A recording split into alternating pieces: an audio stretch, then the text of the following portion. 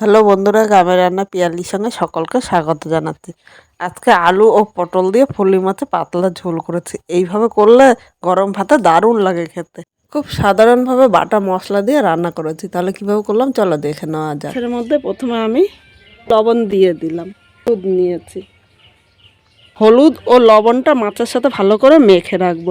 এইভাবে হলুদ ও লবণটা মেখে মাছটা 5 মিনিট রেখে দেবো, তাহলে মাছের সাথে লবণটা খুব সুন্দরভাবে মিশবে। যখনই তোমরা মাছ ভাজবে এইভাবে মাছের মধ্যে হলুদ ও লবণ মেখে একটু রেখে দেবে, কারণ সাথে সাথে কিন্তু তোমরা মাছটা ভাজতে যাবে না।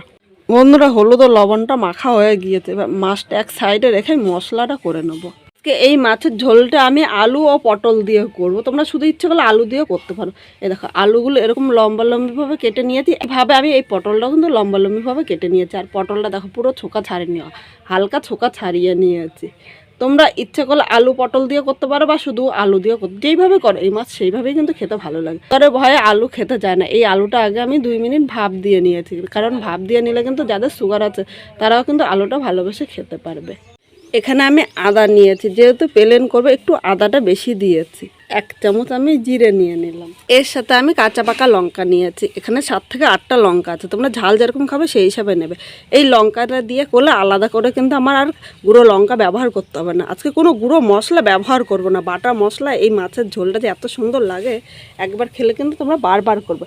এবার আদা লঙ্কা ও জিরাটা আমি একসাথে বেটে নিচ্ছি।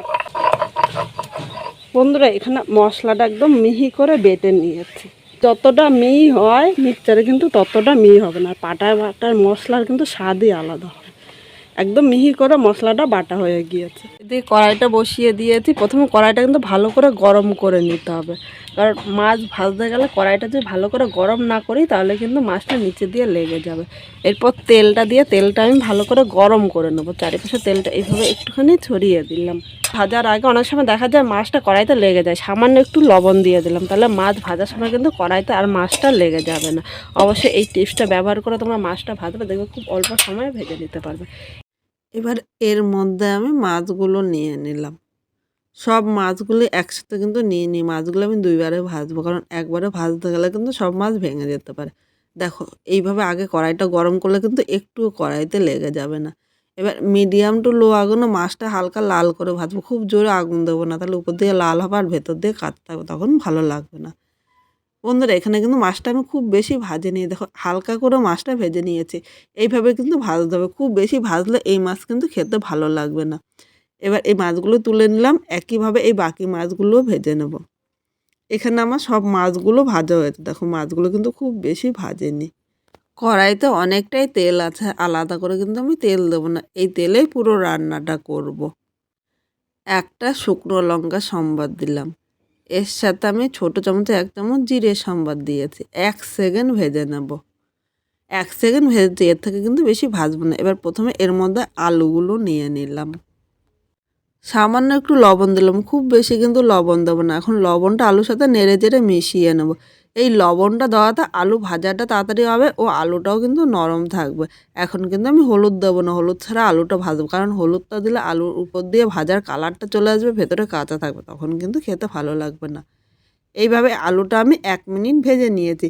এবার এর সাথে আমি পটলগুলোও নিয়ে নিলাম। ইচ্ছে করলে তোমরা আলাদা আলাদাও ভাজতে পারো, কিন্তু আলাদা আলাদা ভাজতে গেলে কিন্তু সময় বেশি লাগবে, তাই আমি একসাথেই নিয়ে নিয়েছি। এবার এর মধ্যে স্বাদ অনুযায়ী লবণ নিলাম ও ছোটো চামচের 1 চামচ হলুদ দিয়ে দিয়েছি। আগে কিন্তু তোমরা খেয়াল করেছো আমি কিন্তু হলুদ দিইনি। এখন হলুদ ও লবণটা এর সাথে নেড়ে চেড়ে মিশিয়ে আরও 2 থেকে 3 মিনিট হালকা লাল করে ভাজবো।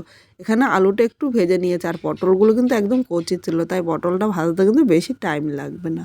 আলু পটলটা লাল করে ভেজেছি, এর থেকে বেশি ভাজবো না। এবার যে বাটা মশলাটা করেছি বাটা মশলাটা নিয়ে নিলাম। এর সাথে মাঝারি সাইজের একটা টমেটো কুচি নিয়েছি। এবার এর মধ্যে স্বাদ অনুযায়ী লবণ নিলাম ও প্রয়োজন মতো হলুদ নিয়েছি। খুব বেশি কিন্তু লবণ দিইনি, কারণ লবণটা কিন্তু আমি ভাজার সময় দিয়েছি, মানে আলু ভাজা পটল ভাজা আলাদা আলাদা করে দিয়েছি, তাই খুব অল্প পরিমাণে নিয়েছি। এখন আমি জল দেব না, জল ছাড়াই কিন্তু মশলাটা মিডিয়াম আগুনে কষাবো। আর এই মশলা কষাতে কষাতে মশলার সাথে টমেটোটা কিন্তু খুব সুন্দরভাবে মিশে যাবে। যেহেতু লবণ দিয়েছি টমেটোটা কিন্তু তাড়াতাড়ি নরম হবে। মশলা থেকে যতক্ষণ না কাঁচা গন্ধ যায় ততক্ষণই কিন্তু মশলাটা কষাতে হবে। 3 মিনিট মশলাটা কষানো হয়েছে। এবার এর মধ্যে উষ্ণ গরম জল দিয়ে দিলাম। এইভাবে অল্প জল দিয়ে মশলা কষালে মশলা কষানো যতটা সুন্দর হবে এটা খেতে কিন্তু ততটাই ভালো লাগবে। সব কিছু নেড়ে চেড়ে মিশিয়ে নিয়েছি, আরও 3 থেকে 4 মিনিট এইভাবেই মশলাটা কষিয়ে নেব।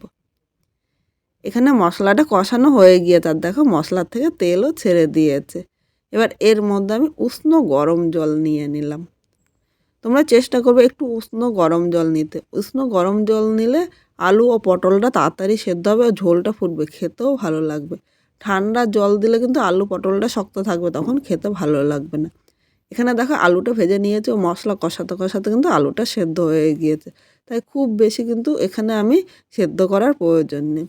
এবার ঝোলটা ভালো করে ফুটিয়ে নেব। ঝোলটা ফুটে উঠেছে, এবার এর মধ্যে আমি মাছগুলো নিয়ে নিলাম। অবশ্যই তোমরা চেষ্টা করবে ঝোলটা ফুটানোর পরেও কিন্তু মাছগুলো দেওয়ার, কারণ ঝোলটা না ফুটতে মাছ দিলে কিন্তু খেতে ভালো লাগবে না। মাছটা এর সাথে নেড়ে চেড়ে মিশিয়ে নিলাম। আরও 2 থেকে 3 মিনিট আমি মিডিয়াম টু হাই আগুনে ঝোলটা ফুটিয়ে নেব, তাহলে এই মাছের মধ্যে কিন্তু ঝোলটা ঢুকে যাবে। আর এটা কিন্তু পাতলা ঝোলই খেতে বেশি ভালো লাগবে, কারণ খুব গা মাখা ঝোল কিন্তু ভালো লাগবে না।